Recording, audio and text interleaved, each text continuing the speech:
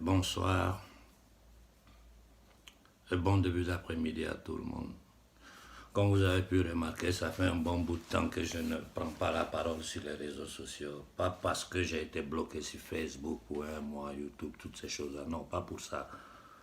Parce que si j'avais envie de parler avec toute la jeunesse que j'ai autour de moi aujourd'hui, il me suffisait de faire une petite intervention et les jeunes allaient se charger de le partager sur la toile. Je suis resté silencieux parce que, je suis resté un peu dessus.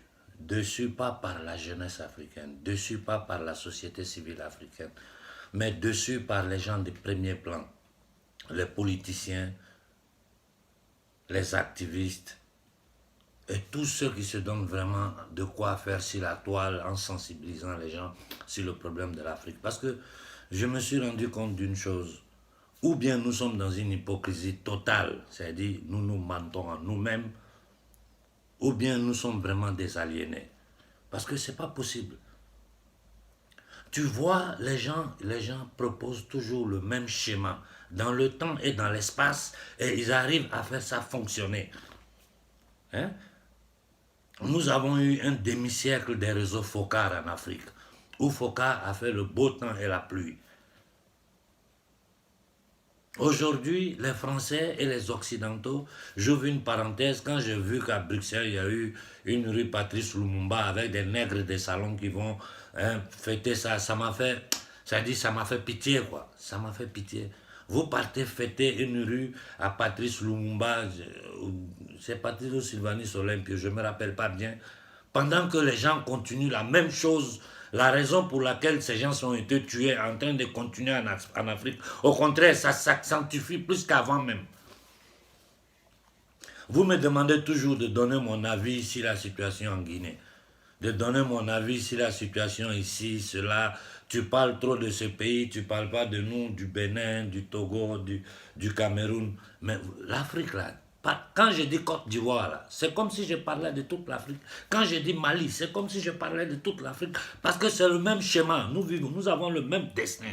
Je vous répète depuis des années que l'Afrique est un camp de concentration de l'élite occidentale pour continuer à nous piller. Ou nous comprenons ça, ou nous ne comprenons pas ça. Si vous voyez que j'ai même arrêté de m'en prendre aux gardiens du camp de concentration, abusivement appelé président par vous, c'est parce que ces gens-là même, là, ceux que vous appelez vos dirigeants, là, même ceux qui veulent, ils ne peuvent pas. Celui qui tente, on le tue.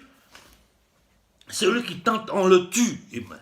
Mais, vous savez tout. Ça fait 10 ans qu'on vous répète la même chose. Vous savez tout. Ne faites pas semblant de ne pas savoir. Vous savez tous que ce n'est pas possible. Mais d'abord, eux-mêmes en France, il n'y a pas de démocratie. Si j'ai voulu parler aujourd'hui, c'est par rapport au dire de Macron sur le sentiment anti-français. Mais il n'y a pas de plus anti-français sur cette planète-là que Macron. Il n'y a pas de plus anti-français sur cette planète-là que Macron. Parce que le nettoyage que le système élitaire a fait en France pour placer Macron là, nous avons tous vu. Nous avons tous vu comment ils ont éliminé Fillon, tout ce qui pouvait les déranger dans les plans de nouvel ordre mondial là, pour placer ce petit Satan là. Nous avons tous vu. Et ils s'arrêtent devant nous pour dire non, la colonisation a été un crime. La colonisation a été un crime. Ce que tu veux faire maintenant là, c'est plus grave que la colonisation. Parce qu'avant là, c'était le précaré de l'élite française qui venait là tuer, piller, voler, faire ce qu'elle veut. Aujourd'hui là, on est dans un schéma global où c'est tout l'oligarchie pédosataniste criminelle mondiale qui veut mettre le monde entier sous une dictature. Raison pour laquelle cette maladie de qui il parle, là, les origines, les causes, les vraies causes de ça, là, ça est dans ça. Je ne veux pas parler de ça parce que ça c'est interdit de dire une parole sur ça ici. Sinon ils vont faire sauter tous mes comptes. Mais il faut que nous les Africains, nous comprenions les choses. Hein? Quand en Côte d'Ivoire, vous avez commissaire le comité national de transition, je n'ai rien dit, j'ai vu tout ce que j'ai dit, bon, c'est leur stratégie, laissons-le faire, mais je savais que ça allait finir comme ça. Je n'ai pas ouvert la bouche parce que quelqu'un allait venir m'insulter. Vous pensez que ces histoires de troisième mandat en Afrique, là, c'est les gens là qui se lèvent comme ça, puis ils inventent. Ouad a essayé au Sénégal. Les Sénégalais ont mis espoir à un jeune, je suis plus âgé que lui. Ce qu'il est en train de faire, pour lui, la même boy, ce n'est rien. Esclave, ce n'est rien. Lui, il est en dessous d'esclave. Pendant ce temps, il pille, il vole, tout le monde vole le peuple sénégalais, qui a assis sur des richesses desquelles elle ne peut même pas en profiter.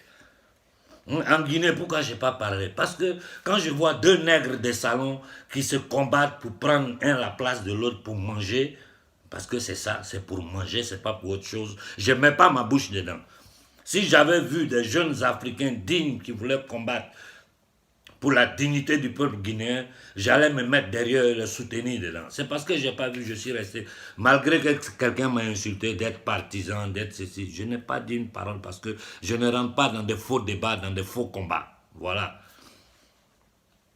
Et vous pensez qu'Alassane peut se permettre de faire ce qu'il a fait là sans l'accord de la France et de l'élite globaliste? Parce qu'ils ont un projet pour l'Afrique, le projet ECO là. Alassane est le garant de ça. Comme pour le moment, ils savent que ce n'est pas possible d'instaurer ça en Afrique, il faut tenir l'Afrique sous domination à travers le chaos. Mais regardez tout le chaos qu'ils sont en train de foutre partout en Afrique. Il n'y a pas un seul coin où il y a la paix. Partout, c'est du désordre, du chaos. Et les gens sont encore dans des logiques partitiques. Je vous ai dit, j'ai dit, nos politiciens là, ils ne peuvent rien dire. Parce qu'ils savent la réalité des choses. Donc, comme on est dans un camp de concentration, chacun n'a qu'à se débrouiller pour manger. Ceux qui ont l'étoffe, ceux qui ont le courage de mentir au peuple pour pouvoir manger eux, ils le font, c'est tout. Sinon, si nous voulons un développement pour l'Afrique, la première des choses à faire, c'est de sortir de toutes ces institutions internationales-là. FMI, Banque mondiale, tout ce bordel-là, c'est des institutions qui ont été créées exprès pour nous tenir en esclavage économique. Voilà. C'est ça, c'est à cause de la Banque mondiale, du Fonds monétaire international que chaque jour, les enfants africains meurent dans l'eau dans la Méditerranée ici. Moi, j'ai arrêté de compter la semaine passée parce qu'en moins d'une semaine, il y a près de 2000 morts en moins d'une semaine. Mais c'est quoi ça, là? Et nous, on est là, on dit, ouais, on va boycotter la France. On ne peut pas, ça là, c'est pas... Il faut faire des choses faisables. Et puis, on arrive à un point où le temps joue contre nous. Donc, il faut agir de façon claire et concrète. Je répète, nous n'avons pas besoin d'armes. Nous n'avons pas besoin d'armes. Nous avons besoin seulement de prendre conscience de notre situation.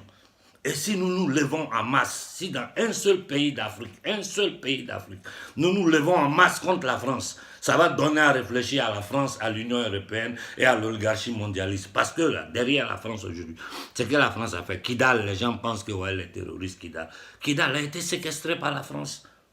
Il y a qui à Kidal? Il y a la France, l'amunissement et les terroristes. C'est de Kidal, ils préparent toutes les opérations, ils vont attaquer à droite, à gauche. On sait tout. On sait tout.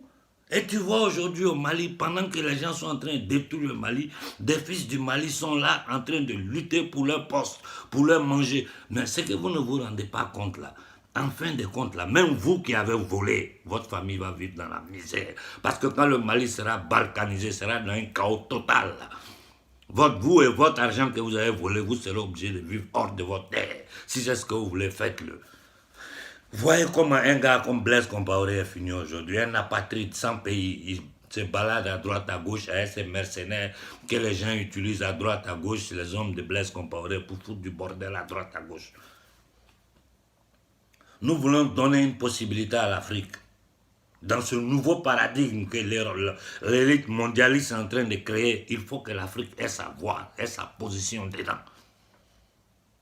Je vous répète une dernière fois. Partout en Afrique que vous m'écoutez, organisez-vous, ne comptez pas sur vos leaders panafricains. La plupart sont des marionnettes, des plaisantins au service des loges maçonniques et de leurs intérêts personnels. C'est devenu des businessmen.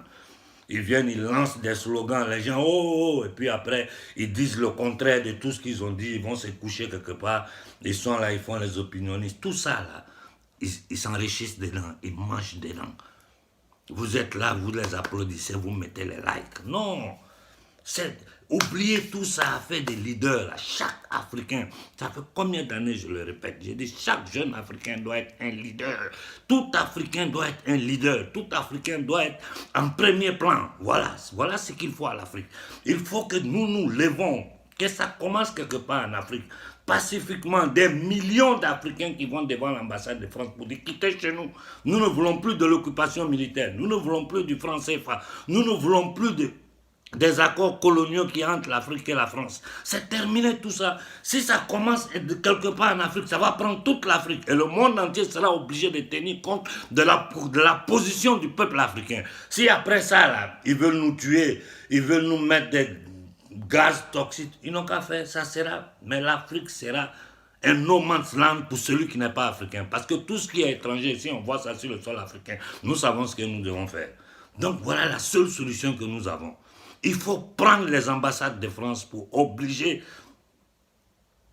l'oligarchie criminelle occidentale, l'oligarchie criminelle de l'Union européenne, qui cherche à attacher l'écho à la monnaie euro. La monnaie euro, là, c'est une monnaie privée, c'est pas pour les peuples occidentaux.